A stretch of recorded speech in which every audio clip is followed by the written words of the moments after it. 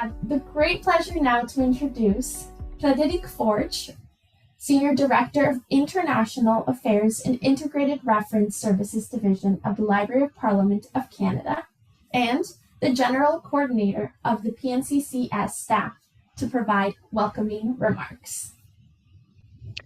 Thank you, Maria. Merci. J'espère que l'interprétation fonctionne bien. I'm just going to give it a few seconds just to make sure interpretation is okay. Okay, so hello, everyone. It is my pleasure to welcome you all today to today's meeting to the Parliamentary Staff Network on Climate Change and Sustainability, or for the acronym PNCCS staff. Today's theme is promoting sustainable practicing within Parliament. For those of you who are not familiar with the work of Parliamericas, it is the institution that has been promoting parliamentary diplomacy in the inter-American system for the past 20 years. Parliamericas is composed of the 35 national parliaments of North, Central, and South America, as well as the Caribbean. So the PNCCS staff network was conceived and launched in 2022. Its main objectives include facilitating meetings among parliamentary staff across the region to help promote the uptake of good practices, building understanding of the interlinkages between gender and climate change, and creating partnership with relevant organizations or subject matter experts to provide technical support to parliamentary staff work on environmental matters within Parliament. So the objective of today's meeting is to get a better understanding of the actions Parliament as institutions can take to lower greenhouse gas emissions or enhance the overall sustainability of parliamentary activities. We will hear from specialists in sustainable procurement practices and from different parliamentary staff who will share existing good practices within their own parliament. So our dialogue will also enable us to examine the range of social and environmental benefits of sustainable practices, as well as the opportunities and challenges involved in scaling up such action to achieve long-term systemic transformation. Taking steps to green our parliaments is essential, allowing parliaments to lead by example, showcase a commitment to environmental stewardship, and inspire other institutions to adopt sustainable practices. So overall, this reduces our emissions and overall environmental impact, contributing to both national and global sustainability goals, but it can also result in substantial cost savings through sustainable practices such as energy efficiency and waste reduction, or making parliamentary cooperations more economically efficient. So moreover, prioritizing sustainability can enhance public trust and credibility. It can demonstrate that parliaments are proactive in addressing critical environmental issues, and also that parliaments are equipped to develop and advocate for robust environmental policies, leveraging their first-hand experience with sustainability practices. So this benefit can be further bolstered as parliaments work to enhance sustainability by engaging with other stakeholders, including environmental advocates and other private institutions that have been leaders in this space. So to highlight one resources that can support us in our efforts, Parliamentary has developed a guide that outlines action that parliaments can take to measure their current environmental footprint and improve their sustainability practices and consciousness. For example, the guide showcases how a baseline can be established to understand the current use of resources and corresponding GHG emissions of the parliament. It lays out some of the sources of GHG emissions of parliaments, and it showcases some practices parliaments have adopted. And it lists also additional actions that can help to reduce waste, reduce water and energy consumption, improve the sustainability of the parliament transportation, and raise awareness within parliament. So we hope that this tool can serve as a resource after this meeting and help complement some of the good practices that will be shared today by our experts and colleagues. So the link to the guide has been shared in the chat, or will be shared in the chat. I don't know if it has been done already. And will also be shared via email along with the meeting presentations and additional resources from the experts. So what we'll hear today will also be a good starting point for each of you in your own parliament to either start a reflection or implement new ideas to improve sustainability of our institutions. So I'm eager to engage amongst our network and learn from each of you, and thank you all for your presence today, and a special thanks to our guests. So I'll leave it to you, Maria, to give the to continue the meeting. Thank you. Thank you very much, Frédéric, for giving commencement to our meeting today. And I do highly recommend that everyone um, check out the guide on green parliaments that Frédéric had mentioned. It is now in the chat, and it's in all four of the languages that Parliamericas works in.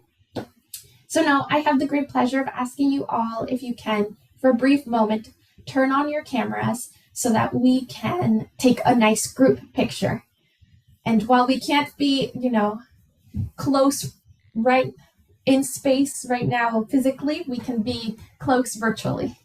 So everyone, if you can turn on your cameras, and one of my colleagues will be taking a nice group picture.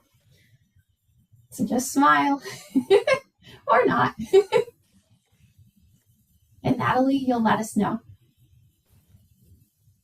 That's fine. Perfect. Thank you everyone for your cooperation there.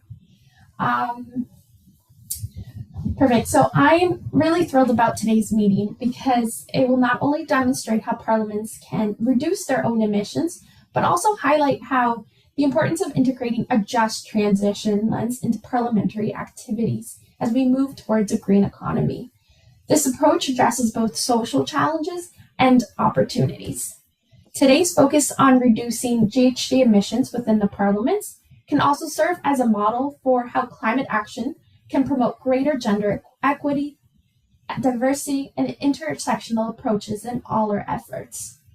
For instance, recognizing that environmental and social risks impact different groups in varied ways is very important to ensure that women and diverse groups are actively involved in community participation processes. Their specific needs, risks, and opportunities must be considered. This inclusive approach extends beyond gender to encompass diversity in ethnicity, disability, social class, and other elements. By doing so, we can create more equitable and effective strategies for reducing emissions, ensuring that all voices are heard and all communities benefit from our efforts. While this meeting will focus on mitigating climate change and the Parliament's role, I also encourage you to consider how the Parliament can adapt to climate change and remain resilient in the face of its impacts. Let's use this meeting as a platform to discuss how we can collectively move forward with an inclusive lens, ensuring that no one is left behind in our pursuit of sustainable and an equitable future.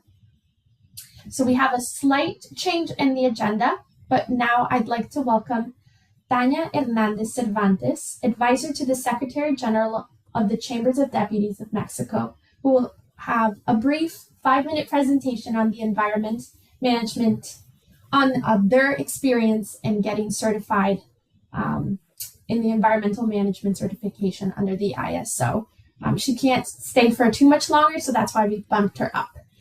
So Tania, tienes el espacio para presentar ahora.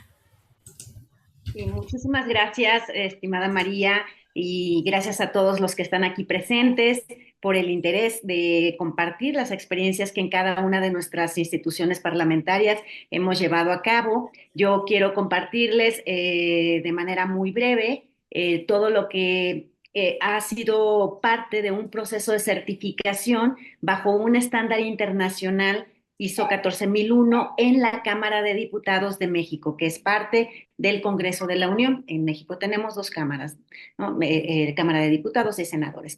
Bueno, pues en la Cámara de Diputados hemos emprendido un conjunto de esfuerzos en donde la certificación en ISO 14001 ha sido la corona de todo este camino. Quiero compartirles la presentación, espero tener ya aquí, sí, ya tengo la autorización para compartirles una breve presentación para que de manera ilustrativa sea mucho más fácil de dejarles el mensaje sobre nuestra experiencia y podamos aquí entre todos compartir y aprender.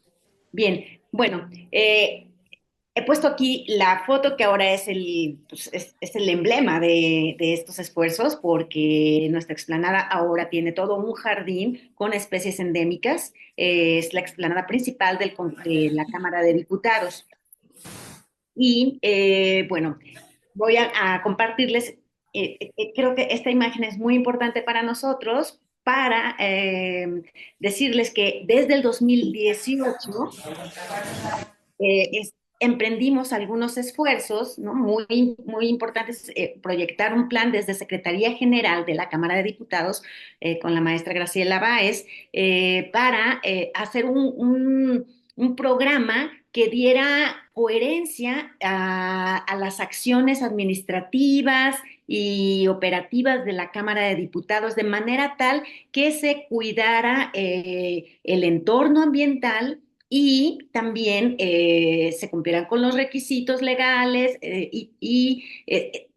como consecuencia generar algunos ahorros económicos, ¿no? Que tal fue el caso. Entonces, desde el 2018 se planteó este camino de hacer algunos diagnósticos, crear una agenda de trabajo, ejecutar acciones, evaluar esos resultados y empezar un ciclo de acciones que se irían retroalimentando esta dinámica virtuosa en cuanto a la sostenibilidad, ¿no? Ser parte de ese proyecto de sostenibilidad a nivel planetario, incluso, ¿no? Desde nuestro frente. Entonces, estábamos en esto hasta el 2022, íbamos funcionando y decíamos, bueno, ¿cómo podemos asegurar que estos resultados que ya se veían ahí palpables, porque hubo también algunas inversiones en infraestructura, como para mejorar la eficiencia en el uso de la energía, en el consumo y uso del agua, en el manejo de residuos? Teníamos 6 ejes de trabajo. Bueno, aquí teníamos ya algunos resultados importantes, como que se había disminuido considerablemente el consumo de energía y de agua. Y también habíamos eliminado el uso de PET en nuestras instalaciones. Es decir, la administración de la Cámara de Diputados no compra las botellas de plástico. Cada quien, si alguien quiere consumir botellas de plástico, adelante, pero en la Cámara se instalaron bebederos o dispensadores de agua para consumo humano, ¿no? Entonces, de esa manera estábamos promoviendo que el personal y todo quien estuviera ahí, pues no consumiera agua, ¿no? Embotellada por el tema de la contaminación del PET. Y bueno, trabajamos bajo 6 ejes: energía, agua, residuos, bienestar humano, preservación de patrimonio artístico-cultural, marco normativo institucional, y entonces ahí es donde vimos un área de oportunidad, ¿sí? Formalizar todos estos esfuerzos bajo una certificación que entonces ya nos diera una sistematicidad en todo este conjunto de acciones que ya se estaban emprendiendo, que ya había unos primeros resultados. Y bueno, también tenemos una página del programa de sustentabilidad integral para que ustedes puedan visitarlo. He compartido la presentación con María Boada, espero que después tengamos oportunidad de distribuirla a todas las personas que estamos aquí presentes. Bueno, entonces en cuanto al marco normativo institucional, decimos, es una oportunidad el hacer una certificación en ISO 14000, porque se trata de ya consolidar un sistema de gestión ambiental, ¿no? Que proporcionara la seguridad de que los riesgos ambientales se están gestionando correctamente y se mejora el desempeño ambiental de nuestras instalaciones y por tanto contribuimos a nuestro entorno. Entonces, ¿para qué certificarnos si ya estábamos como haciendo todas esta agenda de trabajo de sostenibilidad? Bueno, primero, como he mencionado, formalizar los esfuerzos. Otra, para establecer ya de manera muy sólida el sistema de gestión ambiental y asegurar el cumplimiento de una política ambiental de la institución, que ya escalara a un nivel organizacional. Y para mejorar la imagen de la institución, volvernos, como lo mencionó Frédéric, una institución modelo y que inspire a otras instituciones, incluso aquí mismo en México o en otros países, ¿sí? Entonces, bueno, ya para finalizar, porque sabemos que aquí tengo mi última lámina. Los cambios organizacionales importantes que podemos mencionar es que ya tenemos un sistema de gestión ambiental bien instalado con sus manuales y procedimientos propios, una política ambiental compartida a toda nuestra institución, difundida, que es de conocimiento de las personas internas y también externas, y un sistema de indicadores de seguimiento de nuestro desempeño. Entonces, bueno, aquí nada más les muestro el certificado que nos fue concedido. Eso es todo por el momento. Y después podemos, desde luego, compartir. Muchas gracias, Tania, por esa presentación. También me gustaría confirmar que la presentación la compartimos en el chat. So the presentations have been shared in the chat, and we've translated them to all the languages of the meeting. So thank you so much, Tanya, and for sharing your time with us. Gracias. So now moving along, I'd like to present our moderator for this meeting, Hatsiri Bando Medina. She's the Technical Secretary of the Environment, Natural Resources, and Climate Change Committee of the Senate of Mexico, and she's the Regional Coordinator for North America of the Climate Change and Sustainability Network. So I hand it over to you, Hatsiri, and thank you so much. Muchísimas gracias a todos. Voy a cambiar a español. Buenos días. Muchísimas gracias por la invitación a Parlaméricas. Y bueno, sin mayor preámbulo, voy a presentar los objetivos de esta sesión, donde estaremos analizando cómo transformar el Parlamento, estrategias para la sostenibilidad ambiental y social. Durante esta sesión, las y los especialistas van a presentar, vamos a ver primero bueno, vamos a analizar estos objetivos de la sesión y posteriormente ya introduzco al presidente de RIF Consulting. Una disculpa. Los especialistas presentarán prácticas de contratación pública ecológica, que es un poco lo que estuvo comentando ahorita nuestra invitada Tania de México. Y bueno, estas prácticas de contratación pública que se realizan en los parlamentos y que se podrían realizar en otros parlamentos que se pueden adoptar, son sostenibles tanto desde el punto de vista medioambiental como social. También se van a explorar los mecanismos para integrar los criterios sostenibles en otros procesos y procedimientos internos con el objetivo primordial de reducir las emisiones de gases de efecto invernadero y que se pueda mejorar la sostenibilidad general de todas las actividades parlamentarias. Y para esta sesión voy a presentar a Tim Reed. Él es presidente de Reed Consulting. Él labora en Vancouver, Canadá, cuenta con 25 años de experiencia en consultoría de sostenibilidad y es reconocido mundialmente como un líder en la gestión de la cadena de suministro y la contratación sostenible.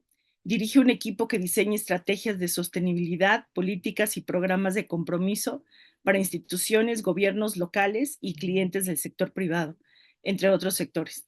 También Tim es reconocido por su capacidad para colaborar con diversas partes interesadas, impulsando a las organizaciones a abordar cuestiones medioambientales y sociales críticas a través de su poder adquisitivo. En su tiempo libre, pues le gusta viajar, nadar y en aguas abiertas y esquiar. Muchísimas gracias, Tim. Bienvenido. Y voy a formular una primera pregunta para abrir este análisis que estaremos escuchando por parte de Tim Reed. Y nuestro panelista tendrá 15 minutos para hacer esta primera ronda de análisis, ¿no? Por lo tanto, pregunto a Reed Consulting, ¿cuáles son los 4 pilares de la contratación sostenible y cómo podrían ayudar al funcionariado parlamentario, a las y los funcionarios, a identificar áreas para reforzar las prácticas de contratación pública ecológica en el Parlamento, así como de beneficio social? Esta sería una primera pregunta. Muchísimas gracias. Bienvenido, Riff. Merci beaucoup. Thank you very much. Bonjour, buenos dias, good morning. Hello, everybody. Thank you very much for the opportunity to speak and present with you this morning.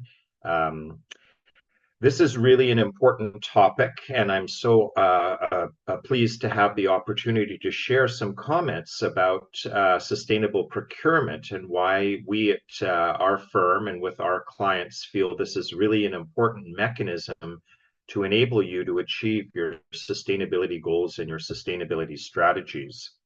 I brought along a few slides to accompany my remarks, and I'm hoping that I can effectively share those with you. And if I could just get Maria or someone to confirm that you can see the slide. Yes, we're seeing them. It's just not in a full. There you go. Perfect. All good. Great.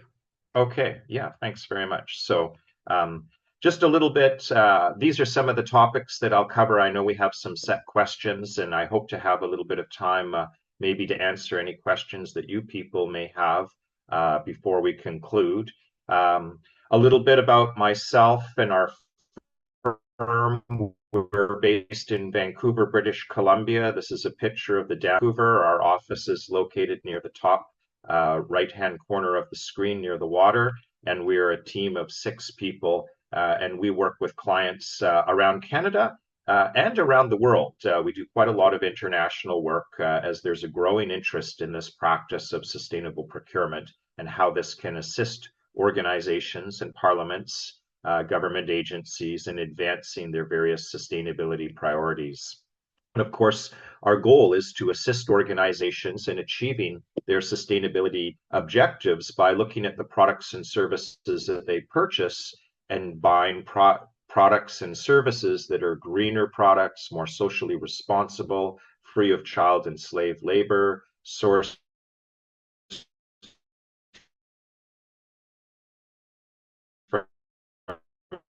Indigenous organization. This because of quite significant environmental and social issues that are affecting us today, whether that flooding that we see, excessive amounts of waste from our linear economies, the depletion of natural resources from overconsumption, or as was mentioned a few times, greenhouse gas emissions. We know there are some very serious issues that are facing our planet, and we need to change some of the systems that we're using, and procurement and supply chain is a major opportunity to create a more sustainable future for our organizations, our community. And when we speak about sustainable procurement, I just want to emphasize that we, promote what we would consider to be a best value model to procurement and acquisition. It's critical that we buy products and services that have good price and are of good quality and meet our service requirements. But what we're suggesting is that also, in order to achieve best value, we must be considering the sustainability impacts, both negative impacts and positive opportunities associated with what we buy, and that considering sustainability should be part of the decision making when we're acquiring goods and services for our parliaments and for our broader organizations. And that's because there are a number of hidden impacts related to the products and services that we use, and that some research would suggest that for a typical organization, a significant amount, maybe 70 or 80% of its environmental or social impacts will actually reside or live within the supply chain. And so while the operations that we do around the office, around the parliament, around our organization is very important, it's those impacts within the supply chain that in fact can be quite significant and even more significant in some cases. And that's why we believe this is so important. I was asked a little bit about the 4 pillars, and this is something that we really believe strongly in within our firm. And that is that sustainability, which can be quite a broad term, in the context of procurement and acquisition, could be considered as having 4 pillars or 4 domains. The environmental pillar, the ethical or social pillar, the indigenous pillar, and the human rights pillar. And I'll just explain a bit briefly why this is important. I think most of us are familiar with the Sustainable Development Goals. I would just mention that Goal 12 is specific to sustainable consumption and production, and that's really the home for sustainable procurement. It's also, I believe, true that Goal 12 and sustainable procurement is an enabler or a catalyst to achieving the outcomes that we want in most of the other goals. And so, under our definition of 4 pillars of sustainable procurement, we see, products and services have environmental impacts, GHG emissions, waste and packaging impacts, the depletion of resources and the impact on ecosystems. And so there's environmental impacts with what we purchase, and they need to be considered as part of the purchasing decision.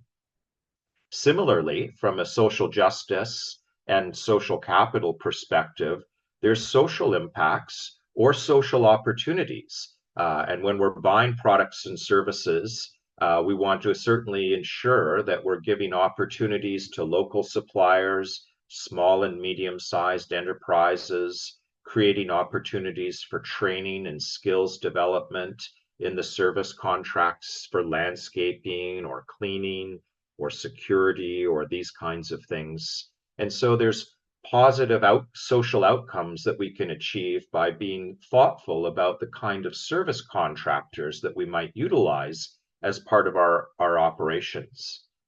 Similarly, certainly here in Canada, and I think in many of the countries represented on the call today, there's strong economic involvement from our local Indigenous peoples. And there's huge opportunities, we believe, to create economic opportunity and more justice for Indigenous peoples by involving them more meaningfully in our economies.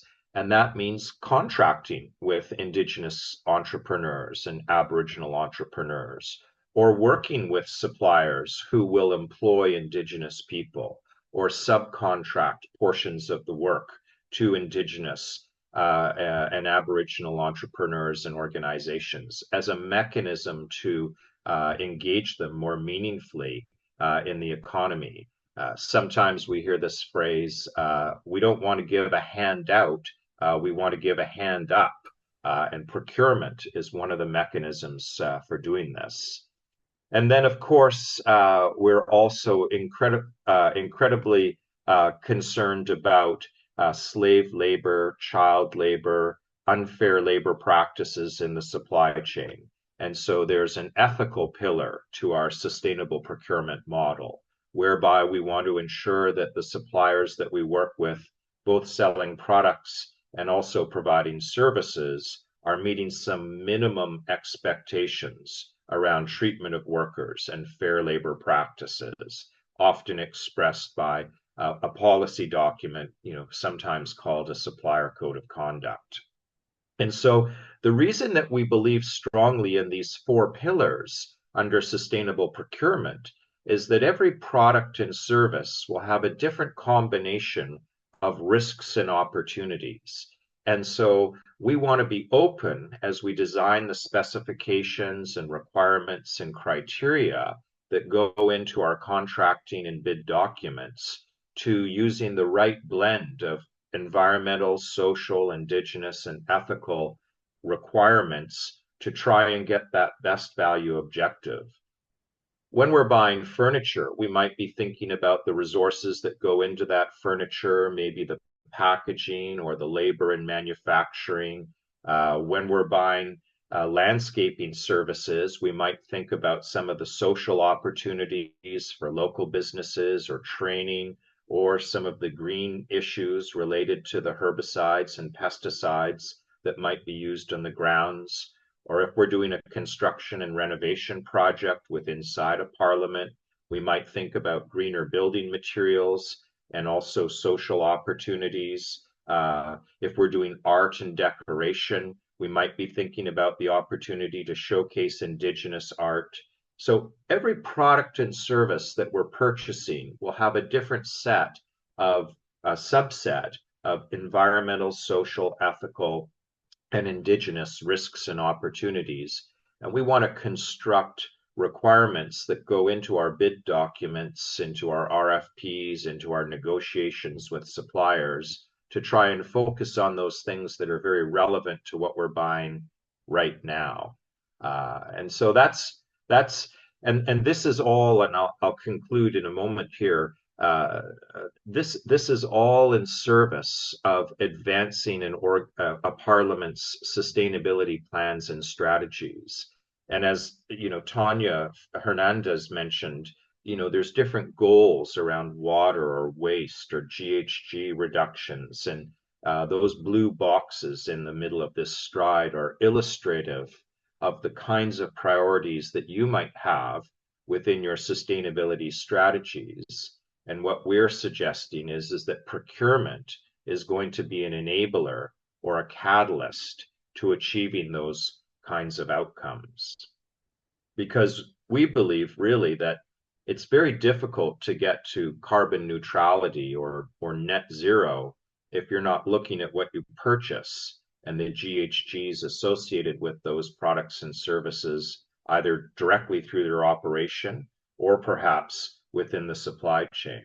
Or it's very difficult to achieve zero waste within your parliament if you're not looking at the packaging that comes on the products and services that you're buying, or how durable things may be to extend their useful life.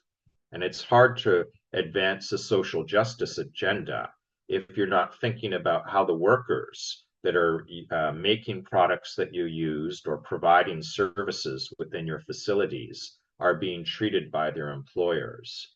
So we see sustainable procurement really as the engine or the catalyst of your overall sustainability plans and strategies. And so final remark here, and I'll pause for any clarifications, is we see sustainability breaking down into three potential components within your procurement processes. At the bottom of the blue sustainable procurement triangle are those minimum standards for how workers are treated. That supplier code of conduct, no child labor, no forced labor, no harassment, fair pay, etc. The middle of the triangle is, getting better products and services that have sustainability features and benefits. And that's a very key area that we mostly focus on.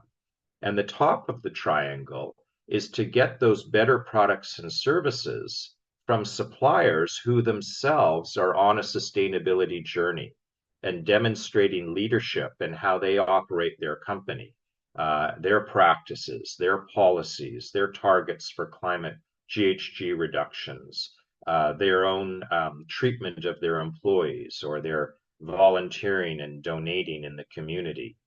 And at the end of the day, we want to buy products and services that represent best value, whereby the suppliers meet minimum standards, provide, if I could say, greener products and services, and themselves are demonstrating good leadership practices that would be in alignment with our own values and expectations around sustainability.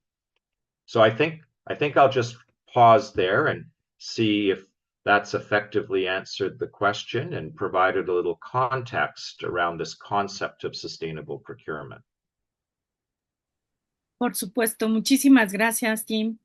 Sin duda ha sido muy interesante esta primera presentación, este acercamiento que nos das hacia la sostenibilidad y a los pilares que deben de tenerse en cuenta para una contratación sostenible, ¿no? Sobre todo en los parlamentos en los que se está trabajando en todo Parlaméricas.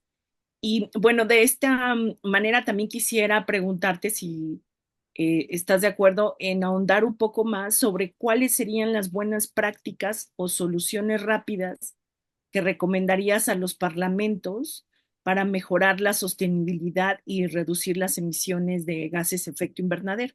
Si podrías dar algunos ejemplos o consejos para nuestros invitados. Muchas gracias.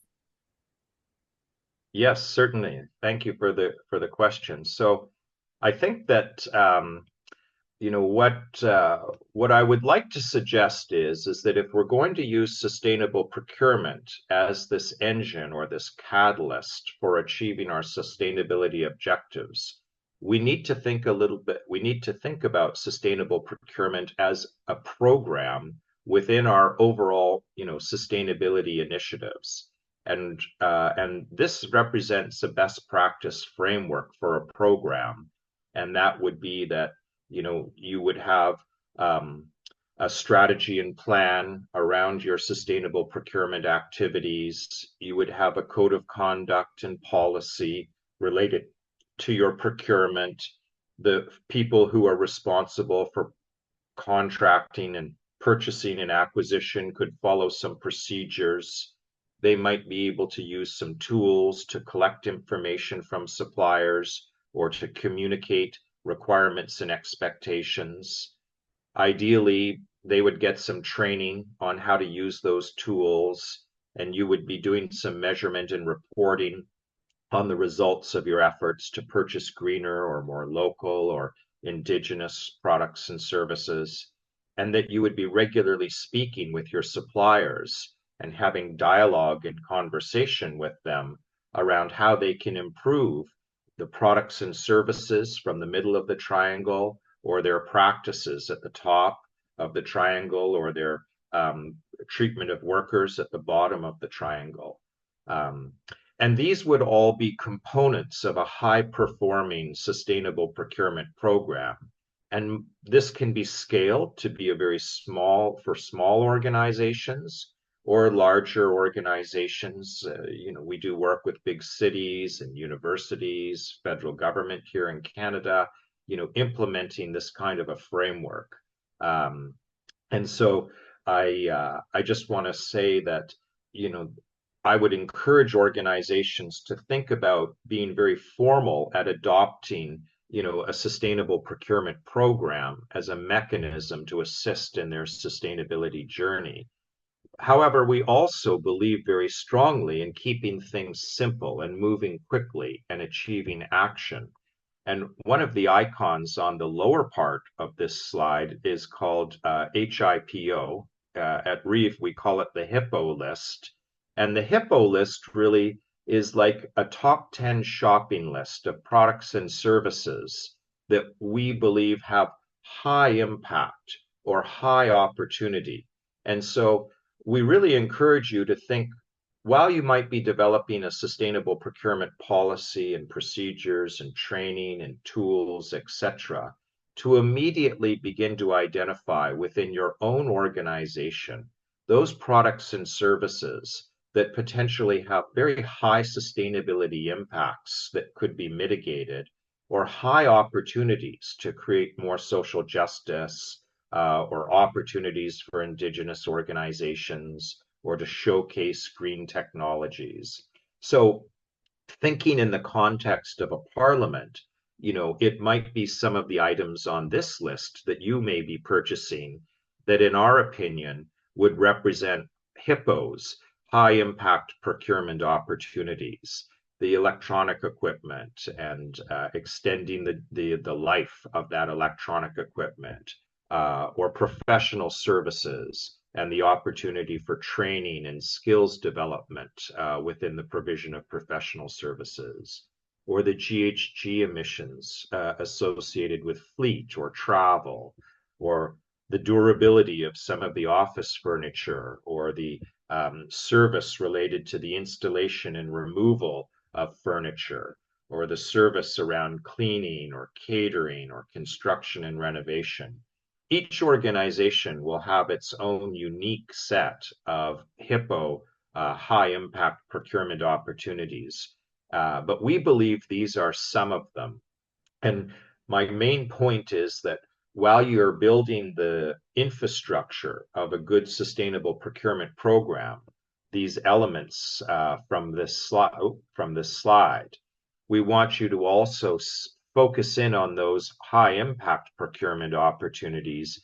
And if you're going out to bid or renewing a contract for these kinds of products and services that you believe have high impact or opportunity, then regardless of how advanced you are at building out your overall program, focus in on some of these risks and opportunities and work to embed them into your next procurement, your next bid document, your next contract renegotiation.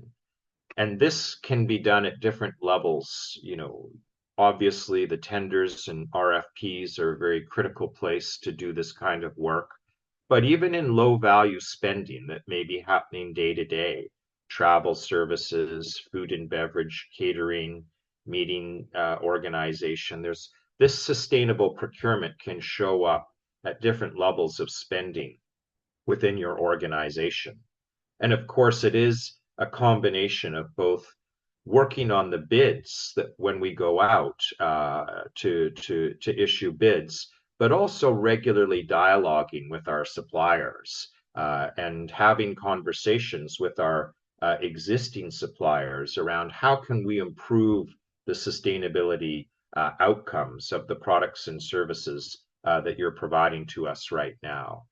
And of course, we believe that, easy items like office supplies and paper, cleaning services, cleaning products, or some of the building materials, landscaping services. I thought that was a beautiful picture that Tanya Hernandez showed us of the legislator building in Mexico. And I could imagine there was probably a lot of thought that went into choosing plant materials that would be appropriate for the climate, looking at reducing the use of toxic pesticides and herbicides that might be applied on those grounds, maybe thinking about building social capital through the landscaping companies that might be tending to the gardens, maybe even potentially in some instances growing some local food that could be utilized within meals and catering. So these kinds of sustainability initiatives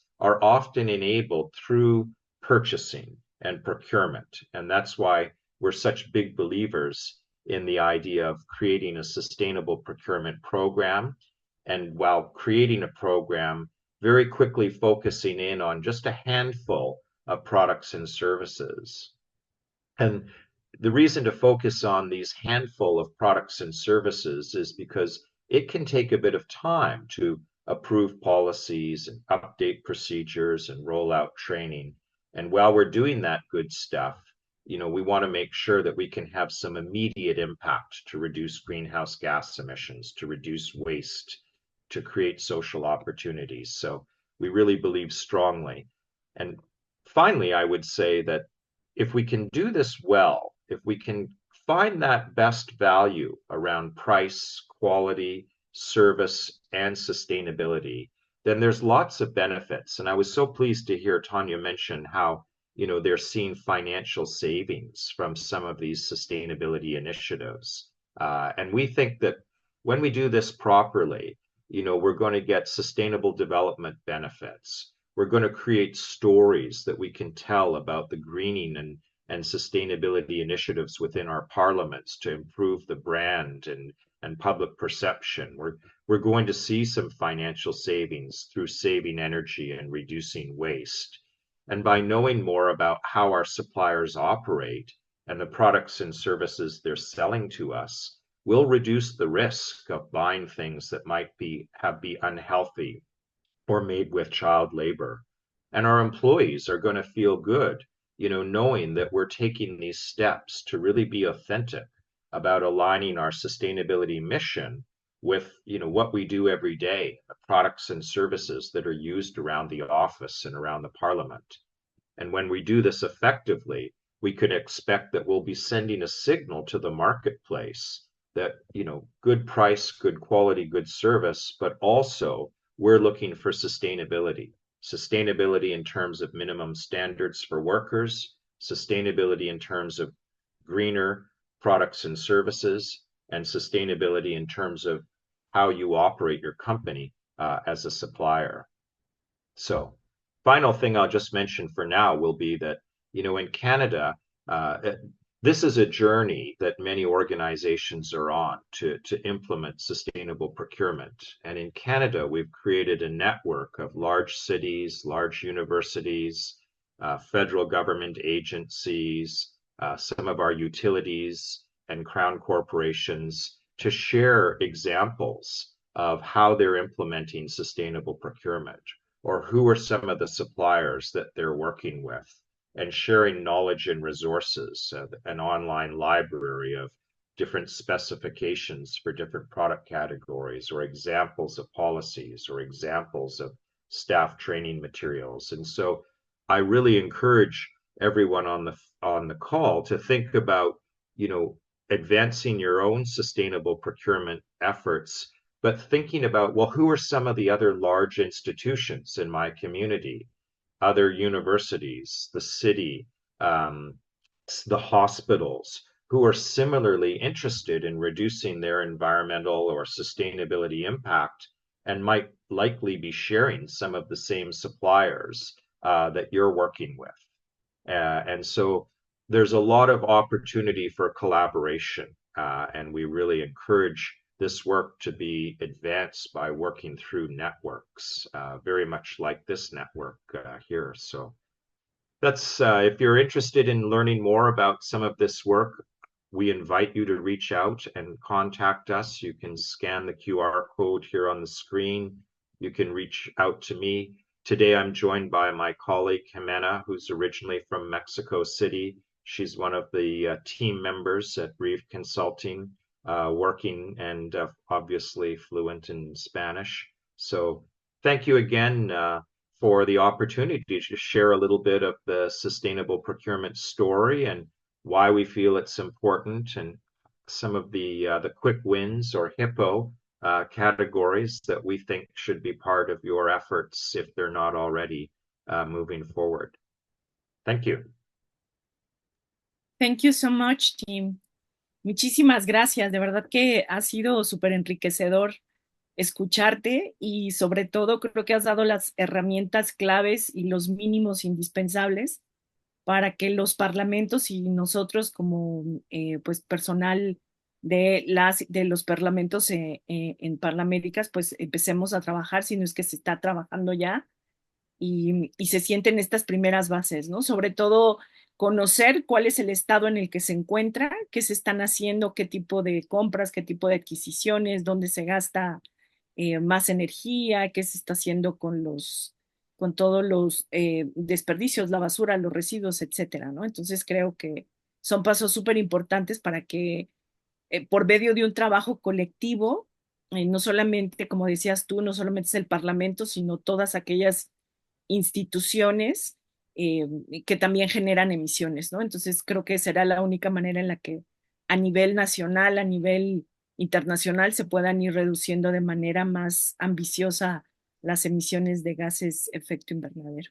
Muchísimas gracias. Les recuerdo a nuestras y nuestros invitados que si quieren hacer preguntas a nuestros panelistas, los pueden ir poniendo en el chat, por favor. Y más adelante en un espacio que tengamos vamos a poder plantear estas preguntas. A continuación voy a presentarles a 4 panelistas. Vamos a ir pasando a escuchar a cada uno de ellos durante 5 minutos. Les recuerdo que son solamente 5 minutos para que por favor se ajusten a este tiempo, ya que vamos un poquito retrasados, y no tomar el espacio de los demás, ¿no? Sobre vamos a tratar los caminos sostenibles para un Parlamento más verde. Y para comenzar, doy la bienvenida a Luis Vicente de Costa Braga. Él es jefe de sostenibilidad en la Cámara de Diputados de Brasil y presentará un tema que se titula Normas de Adquisición Sostenible y el Plan de Logística Sostenible. ¿Sí? Entonces, bueno, muchísimas gracias y bienvenido, Luis, que te escuchamos. All right, thank you. Hi, everyone. Thank you, Pan-Americas, Maria, and everybody involved in this meeting. It's an honor to be here. Let me share.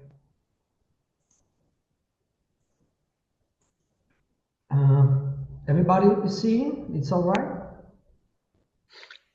Yes, we're seeing. Yeah. All right. So let's start with the concept. Sustainable development meets present needs without compromising the ability of future generations to meet their own needs. So that's very basic, but it's very important concept to keep in our minds, and it will guide our presentation. So when we think about sustainability, we should think with a systemic vision. So it's not only environmental, but it's also economic, social, cultural, legal. There is all these aspects.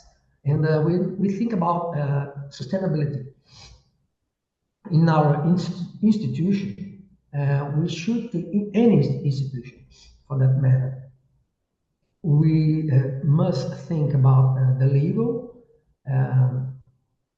aspect, maybe other sectors of our institution, so engineering, legal, maybe school, marketing, IT. So there are many sectors within our organizations that we must think about the sustainability with a systemic vision.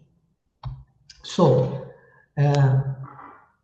we may think globally, which is very important. Our previous speakers presented that for us a little bit.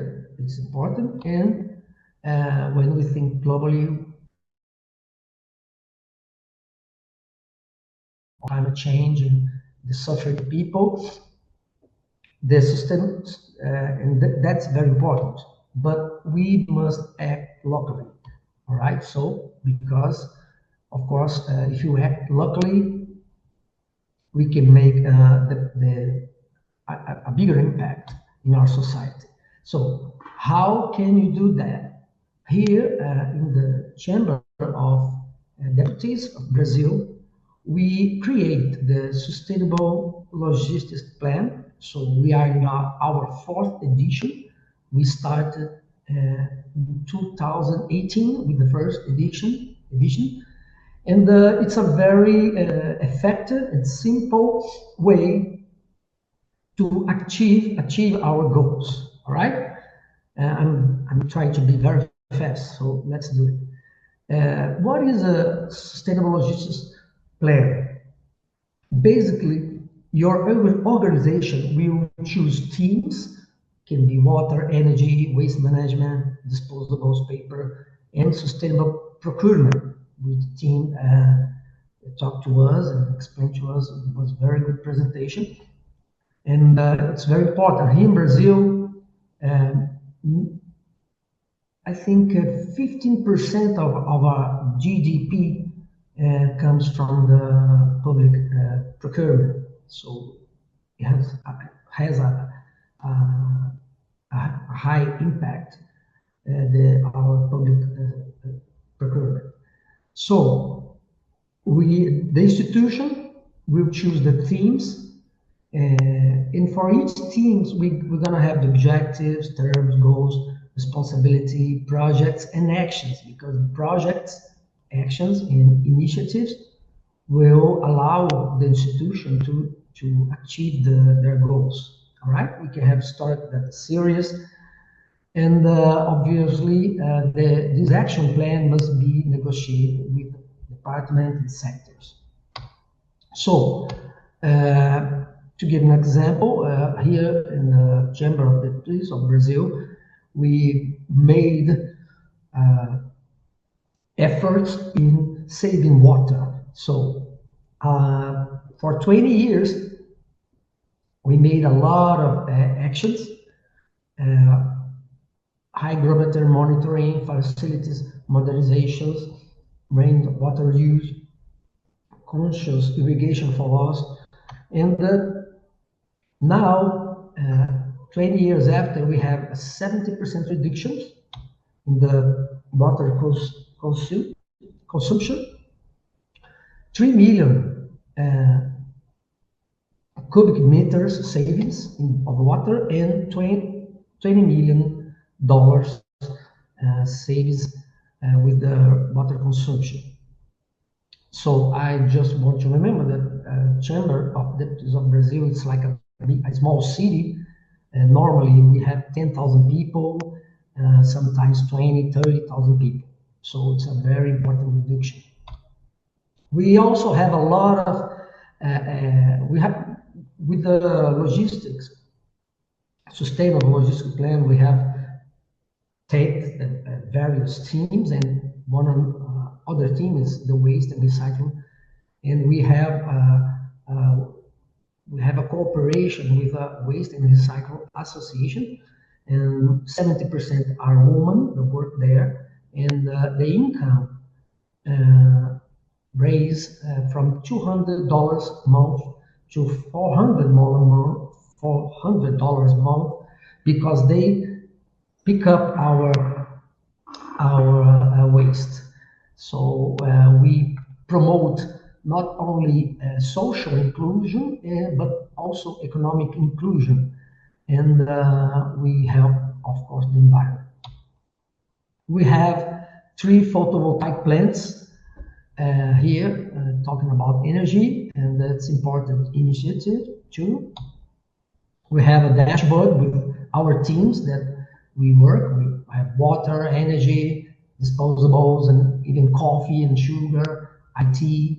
So this makes easier for the management to see what's going on, what's happening. We have also, it's important to do internal marketing. We have a lot of campaigns about all the teams, plastic, bottles, whatever.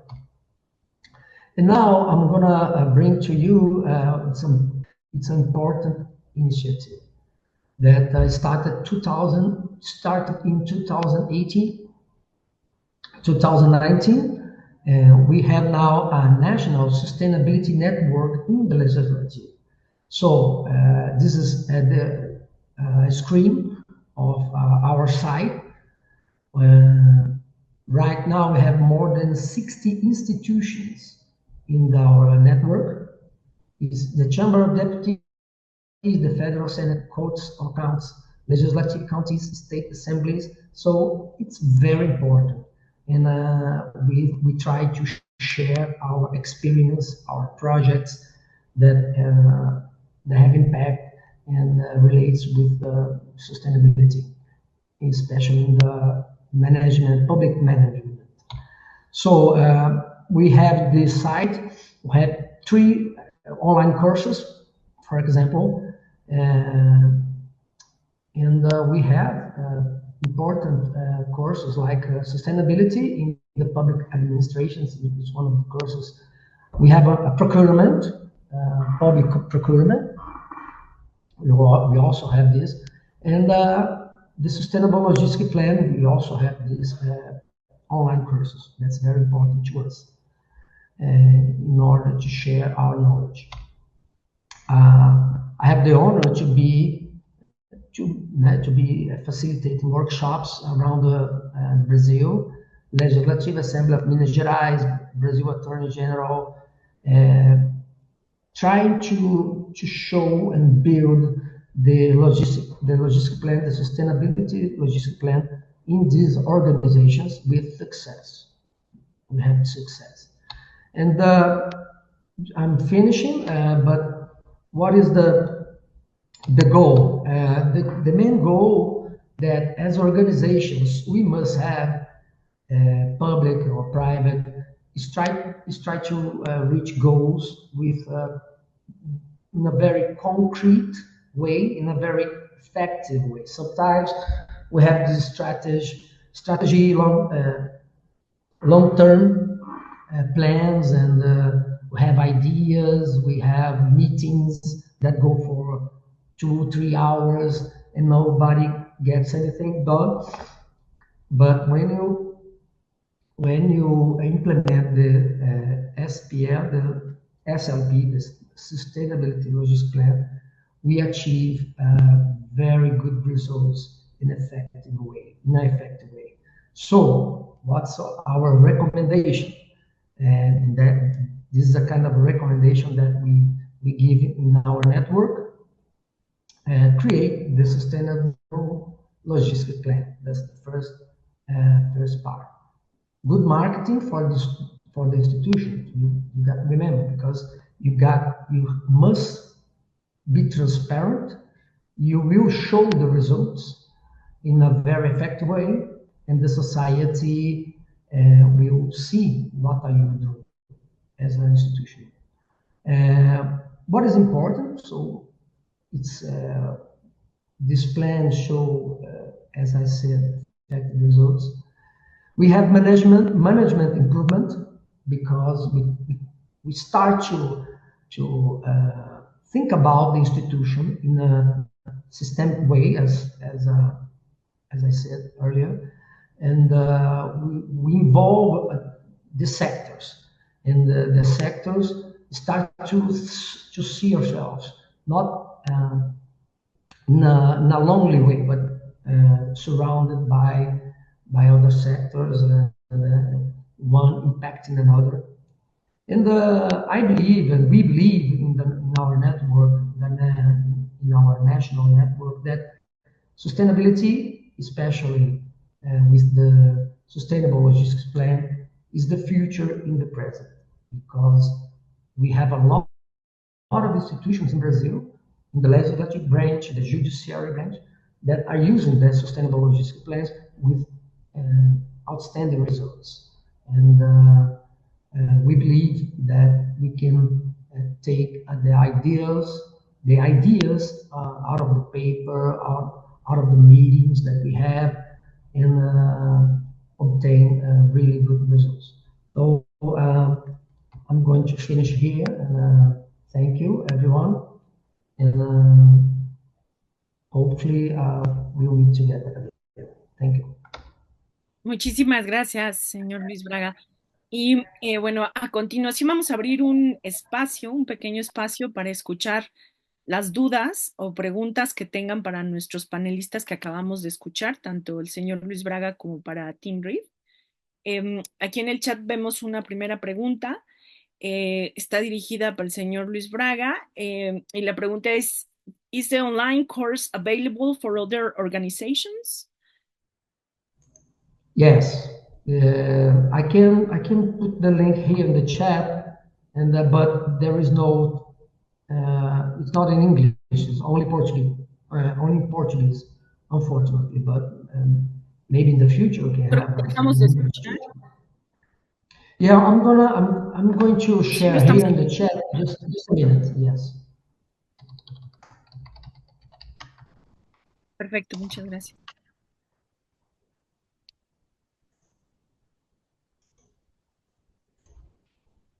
Si alguna otra persona que nos acompaña desea hacer alguna pregunta para Team Reef o para Luis Braga, los escuchamos. Si pueden levantar la mano o escribirle en el chat de preferencia.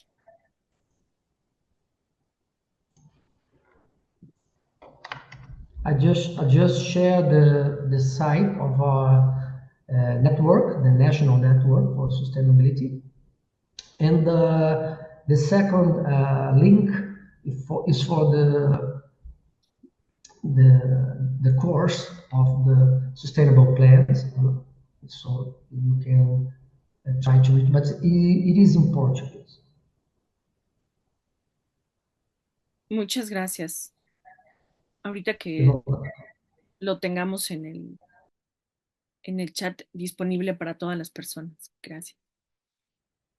No veo alguna otra pregunta adicional, entonces, de todas maneras, más adelante vamos a abrir otro espacio y por lo tanto ahorita voy a pasar con nuestros otros dos panelistas. A continuación escucharemos a Laura Prado Chacón. Ella es asesora de la Gerencia General en temas ambientales y de sostenibilidad de la Asamblea Legislativa de Costa Rica y presentará sobre medición de la huella del Parlamento, el Programa Institucional de Gestión Ambiental. Adelante, Laura Prado, la escuchamos. Bienvenida. Gracias, buenos días a todo el grupo que hoy participa en este evento de Parlaméricas. Nada más quiero pedir autorización para poder compartir, porque no puedo en este momento. Ya posee la autorización. Debiera de dejarle. Ya está comenzando a compartir. Listo, muchas gracias. En este corto tiempo haré una exposición realmente muy corta, ¿verdad? Sobre el trabajo que se realiza en la Asamblea Legislativa de Costa Rica desde la parte institucional, ¿verdad? Esto es un trabajo que está conformado por el personal administrativo, que pues es el motor, ¿verdad? Del día a día de nuestro Parlamento. Nosotros contamos con la Comisión Institucional de Sostenibilidad Ambiental de la Asamblea Legislativa y lo que les voy a exponer es el reto que tenemos de cumplir el programa de gestión ambiental institucional. ¿Qué es un programa de gestión ambiental institucional? Bueno, esto está dado por ley, tenemos un marco normativo que hace que todas las instituciones públicas de nuestro país tengamos que cumplir con lo establecido en esta normativa, que es aplicar precisamente el programa de gestión ambiental institucional. Este es un instrumento de planificación, ¿verdad? Pero que está fundamentado en un sistema de gestión ambiental. Se parte de un diagnóstico de la institución, ¿verdad? Que se debe estar haciendo constantemente de lo que es el quehacer propio de cada uno de estos departamentos administrativos, ¿verdad? En general, y se evalúan todos los aspectos ambientales inherentes a la organización como tal, incluyendo temas como eficiencia energética, combustibles, residuos, agua y cambio climático, entre otros aspectos. A partir de este diagnóstico se establecen medidas de prevención, mitigación, compensación o restauración de los impactos ambientales, sean acciones a corto, mediano o a largo plazo. El PGI, ¿verdad? Que es la forma más fácil de como nosotros lo conocemos, se basa en un proceso cíclico de planificación, implementación, revisión y mejora de los procedimientos y acciones que lleva a cabo toda la institución para realizar su actividad, con el fin de garantizar los objetivos ambientales que nosotros nos propusimos. El equipo que maneja la Comisión Institucional Ambiental está conformada por gerentes departamentales que tienen la capacidad de tomar decisiones, y aquí encontramos temas como la parte económica, proveeduría, planificación estratégica, departamento de servicios generales, servicios de salud. Los gerentes están inmersos en esta comisión para la toma de decisiones. Ahora bien, importante que dentro del programa de gestión ambiental institucional, la Asamblea Legislativa de Costa Rica tiene un documento que fue formulado, esta es la herramienta de planificación de nosotros, que fue formulada del año 2022 al año 2026 y tiene todo un esquema de acciones a ejecutar, de seguimiento y de evaluación para ver el cumplimiento. ¿En qué temas tenemos nosotros compromisos ambientales? En la gestión del aire, que tiene que ver con cambio climático, la gestión del agua, la gestión del suelo y residuos sólidos, gestión de energía y la gestión de compras estratégicas con enfoque social, económico y ambiental. En cada una de estas variables, nosotros tenemos que demostrar acciones concretas que hemos ejecutado durante un año. El PGI se nos evalúa año a año. En este caso, muy rápidamente, porque no dispongo de mucho tiempo, tenemos una estructura que nos hace una serie de cuestionamientos para ver si la institución cumplió o no cumplió. Aquí les estoy compartiendo un pantallazo de la forma en la que nosotros tenemos que documentar acciones con imágenes probatorias, con documentos como directrices, circulares de acciones propias de la institución en el marco del PGI. Entonces, como ustedes pueden ver, aquí en realidad lo que les estoy enseñando son las carpetas. Dentro de cada una de estas carpetas tenemos una serie de preguntas en donde decimos si lo hicimos o no lo hicimos. Pero para demostrar que sí lo hicimos, tenemos que adjuntar ahí la prueba. Como les digo, ya sea documental o una imagen. Entonces, ¿qué temas tenemos muy rápidamente? Tenemos que ver el tema de la divulgación de la política política ambiental institucional, buenas prácticas en acciones, por ejemplo, que tienen que ver con consumo de agua, consumo eléctrico, manejo de residuos, reducción de papel, entre otros. Informe de avances y registros de consumo. Tenemos unas hojas de registro de consumo de cada una de las variables de los servicios en donde vamos midiendo consumo y eventualmente pues los ahorros y vamos haciendo las comparaciones. Así, de seguido, con el resto de los temas que ustedes pueden ver en pantalla, que cada uno tiene particularidades que son el reto que tiene la institución, la Asamblea Legislativa de Costa Rica, de cumplir año a año. Y eso es parte, pues, del equipo de trabajo y del engranaje administrativo que tenemos nosotros como institución. Si tuviera que aclarar algo más, pues en su momento lo hago. Esto es por temas tiempo. ¿Qué me complace contarles? Bueno, que la Asamblea Legislativa, cuando nos hicieron la evaluación del año 2023, en materia de este PGI, nos permitió que nos acreditaran el galardón por excelencia de gestión ambiental, ¿verdad?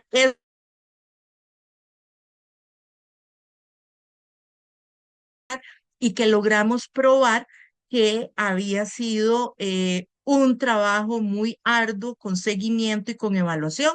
En la presentación que también se les voy a compartir va un enlace de pues, la noticia que se dio internamente sobre este importante logro para nuestra institución. Acá nada más finalizo diciéndoles que la Asamblea Legislativa de Costa Rica obtuvo una calificación de 94.92 de 100, ¿verdad? Ubicándose en el semáforo es verde, rojo, amarillo, ¿verdad? Cada uno con su color para determinar las acciones positivas o más o menos o no tan buenas. Nosotros tuvimos una calificación de verde más. Eso es excelente gestión ambiental y como pueden observar, gracias a esa evaluación, al obtener el reconocimiento de excelencia ambiental, hay toda una resolución de carácter administrativo por de parte de la Dirección General de Calidad Ambiental del Ministerio de Ambiente de Costa Rica, donde reconoce esto y ahora en los próximos meses se va a acreditar el galardón ambiental para la Asamblea Legislativa de Costa Rica. Termino mi participación contándoles que realmente el trabajo que se ha desarrollado en la institución está totalmente alineado en materia de sostenibilidad, implementando los objetivos del desarrollo sostenible dentro de la línea estratégica del trabajo institucional. Entonces, sí hemos estado haciendo cambios internos que nos permiten ir consolidando, porque para nosotros estamos dando los primeros pasos, pero un premio como este nos motiva a seguir dando esa milla extra que se necesita y dar el ejemplo en el Parlamento de Costa Rica, quien es el que emite las leyes y somos nosotros los primeros, los llamados a cumplirlas. Muchísimas gracias y quedo atenta a cualquier consulta de su parte. Perfecto, muchísimas gracias, Laura Prado, sin duda muy interesante y felicidades por todo el trabajo que están haciendo allá en Costa Rica. Aquí en el chat ya nos compartieron por parte de su equipo, Cintia Córdoba, algunas información adicional para todas aquellas personas que quieran consultar o andar más en los datos que usted nos compartió. Muchísimas gracias. Y bueno, sobre todo recordarles que si desean hacer preguntas, las pueden ir incluyendo en el chat y después de nuestro siguiente panelista abriremos otro espacio para las preguntas y respuestas. A continuación, cedo el uso de la palabra a Mike Cameron. Él es coordinador senior de proyectos, visión y plan a largo plazo de la Biblioteca del Parlamento, quien presentará sobre la integración de la sostenibilidad durante las renovaciones del Parlamento. Muchísimas gracias, Mike. Bienvenido. Le escuchamos.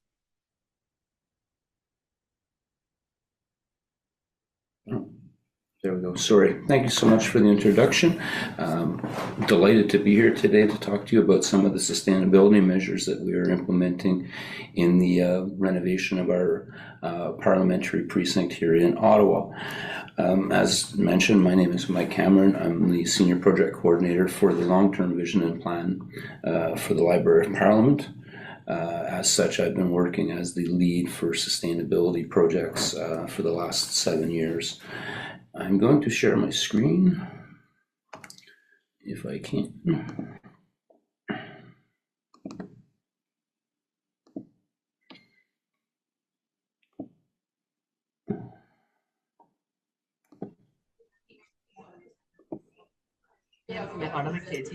Okay, there we go.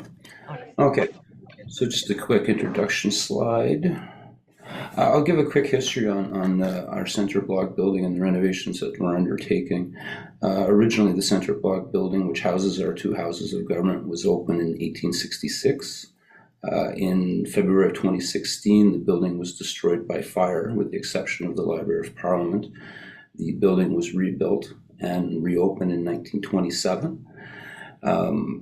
The need to renovate and modernize the building was recognized in 2006 in the long-term vision and plan for the parliamentary precinct.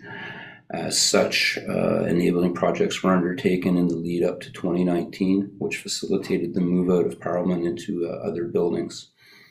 The project, part of the scope of the renovation, is to replace all mechanical systems, for example, plumbing, heating, ventilation, air conditioning, elevators, replacement of building component such as windows, doors, roof, removal of all hazardous materials from the building, asbestos, lead, as well as the installation of a seismic protection system for the building. We are in a seismic zone here in Ottawa, and there's a risk of seismic events. Also, we will be constructing a new Parliament Welcome Centre, which will be the front door for visitors to Parliament. With all this construction, our intent is to seek a LEED Gold certification for the buildings when complete.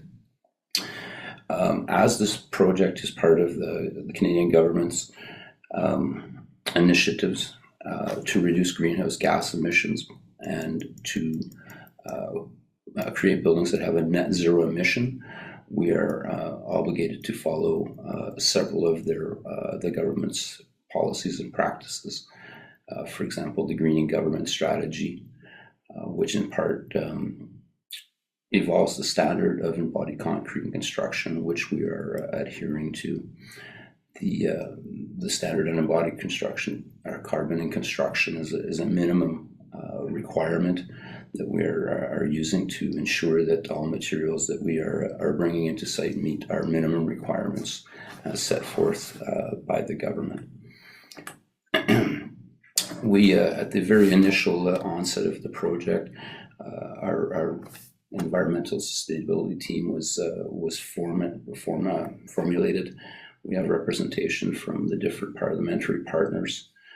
One of the very first tasks we were given was to investigate potentials for reduction of greenhouse gas emissions during the renovation and construction of the center block and the Parliament Welcome Centre. One of the first things we looked at was the reduction of carbon through the use of low carbon concrete. This is something we looked at, we've investigated, and we are recommending going forward for procurement that this concrete be low carbon for any concrete we use in the facility. Second, sustainability approach that we considered was the reuse of steel. We felt that there could be a considerable reduction in emissions and embodied concrete by simply reusing much of the steel that we were removing. To this date, we've taken out about 200 metric tons of steel that will be reused. And this, of course, will help us reduce our overall environmental impact on the construction and renovations. A third initiative that we looked at very early on and we've implemented into the design is a large-scale geothermal well. This will be constructed subterranean beneath the Parliament Welcome Centre, and the intent is to use this system to offset our use of fossil fuels to heat and cool the building.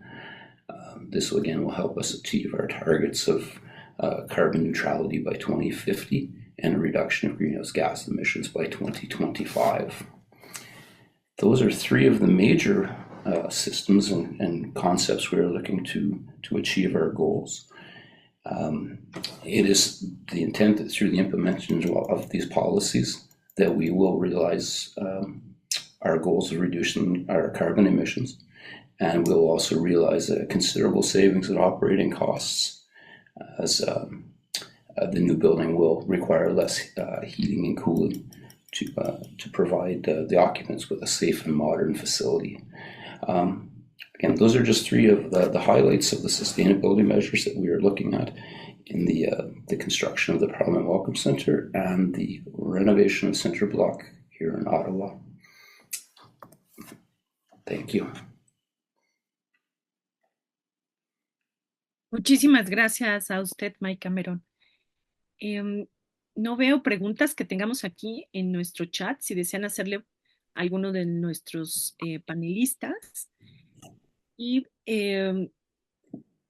a ver, permítanme, parece que tenemos aquí una.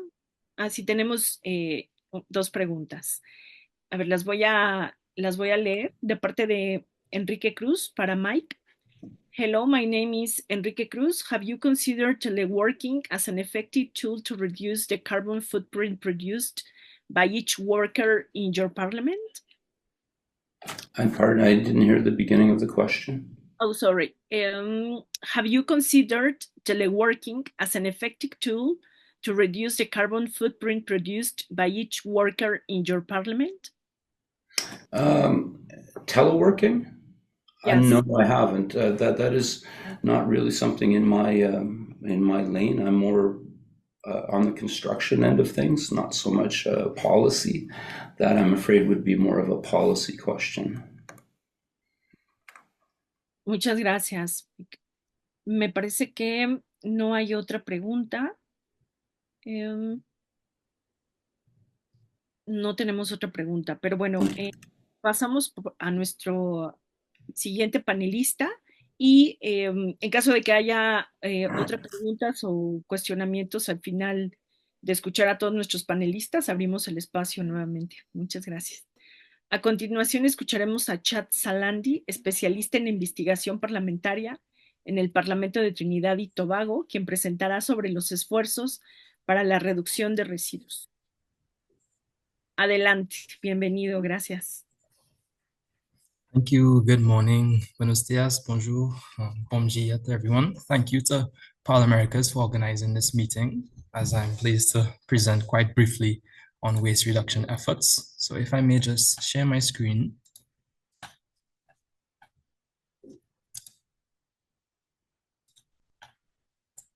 Right, so waste reduction efforts in parliaments. My name is Chad Salandi. I'm a parliamentary research specialist working here at the Office of the Parliament of the Republic of Trinidad and Tobago. So as Mr. Reeve would have mentioned the United Nations Sustainable Development Goals earlier, I'd actually like to draw our attention to SDGs 11 and 12, which are for sustainable cities and communities and responsible consumption and production. So certainly these two goals would include waste reduction efforts, as it's universally agreed that it's a practice everyone should keep in mind, whether it be at home, in the workplace, or otherwise. But waste reduction isn't technically something new, and I'm sure as individuals, we've all found ways to reduce our average waste production in the workplace. Some of us may use reusable water bottles in place of single-use plastics. We may dispose of trash responsibly, or it may even be something seemingly small, like printing on both sides of pages for documents. So while waste reduction efforts are critical to the concept of a circular economy, we should also focus on recycling and proper disposal habits, as these are imperative to inculcate attitudinal and behavioral changes towards sustainability, which is something that we need these days.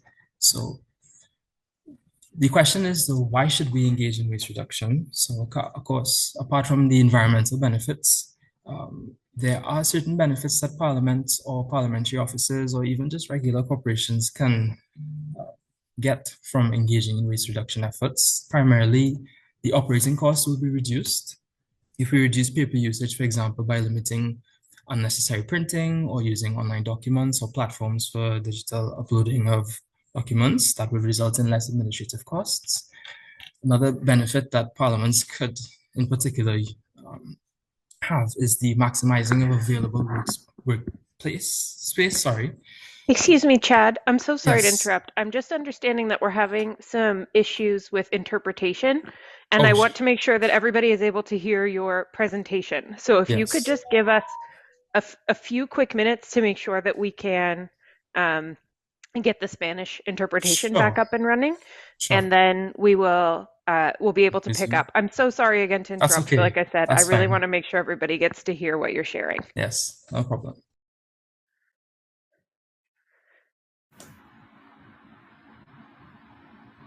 I think in Spanish we can hear now. Okay. So I think Portuguese? Are we hearing as well for the translation to Portuguese? Maria, if you could just give me a thumbs up when you are able to hear. Yep, I think we Yep. can hear everything. Amazing. Perfect. Thank you We can again so continue. much, Thank Chad, you, for your Chad. understanding, and to our interpreters as well.